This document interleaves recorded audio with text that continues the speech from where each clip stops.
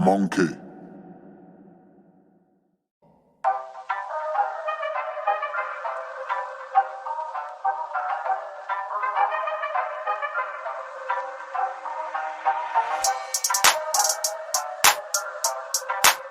Dimitri Bivol defeats Jose Ramirez via point decision victory.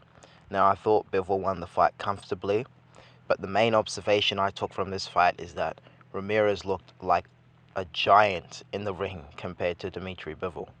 I mean, Ramirez looked like a borderline cruiserweight, so he really does hydrate well. He had the massive size advantage. However, Bivol was the actual fighter who fought like the bigger man. You'd think Bivol had the size advantage because Bivol looked physically stronger. He had more pop on his punches. He outboxed Ramirez. He got the better of the exchanges on the inside. And Bivol just looked the more tenacious fighter in this fight. Bivol has shown that he's very versatile. He can be aggressive. He can be a front foot fighter. He was pressuring Ramirez, but he was also outboxing Ramirez in most of the spots in this fight. You know, in the Canelo fight, Bivol fought against a shorter fighter, someone who's dangerous to the body, someone who's very physically strong, someone who's a KO artist in Canelo Alvarez, and in this fight he fought a much rangier fighter in Ramirez. So it's pretty good preparation, in my opinion, for a future fight against Artur Berterbiev or maybe Anthony Yarde, because, even though I would like to see Bivol fight Artur Berterbiev next, he looks like he's going to fight Anthony Yarde next. I'm talking about Artur Berterbiev here. He's going to fight Anthony Yarde. So in the meantime, I'm not sure who Bivol will fight himself. I don't know who he's mandated to fight next. Maybe he'll have a voluntary defense, but he does have a few belts. My bad, actually. I said Bivol has a few belts, but Berterbiev is the one with multiple belts, and he's mandated to fight Yarde. Bivol only has a WBA belt. My bad. But yeah, it was a comfortable win for Dimitri Bivol, and I think it was Chris Mannix on the commentary. For me, at least, when I was listening to the commentary, it differs depending on who you've got on commentary. But he said one of the most bizarre things. He said something like, Bivol is the best defensive fighter in boxing today. I mean, I found that absolutely absurd.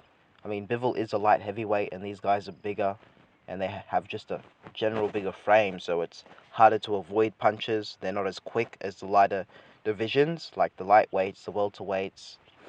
So it makes it difficult to be as defensively sound as smaller fighters. But for me, it's pretty obvious. Shakur Stevenson, he's by far the best defensive fighter in all of boxing. So I did disagree with that statement. Even though Bivol fought very well. He was very good tonight. I don't think he is the best defensive fighter in all of boxing. I think he's one of the best defensive fighters in boxing, and he's the best defensive fighter in the light heavyweight division. I'll be interested to see how Bivol takes Artur Berterbiev's power, because Ramirez was able to mark up Bivol, and Ramirez didn't look like he was landing the biggest shots in the ring.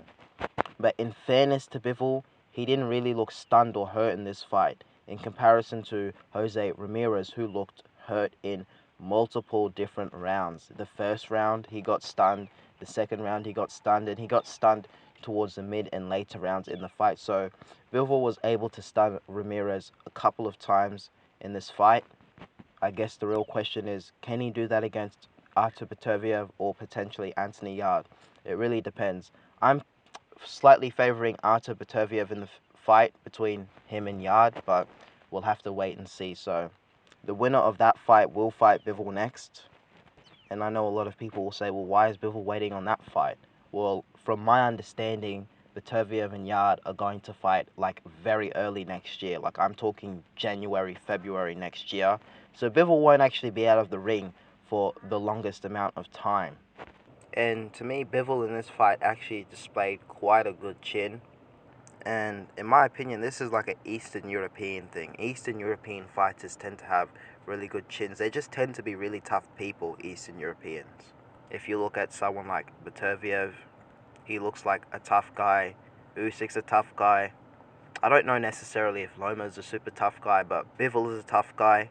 And if you look to the UFC, the Dagestani fighters, Habib, Khamzat Chimaev, Islam Makhachev, those Russian Dagestan fighters are very, very tough.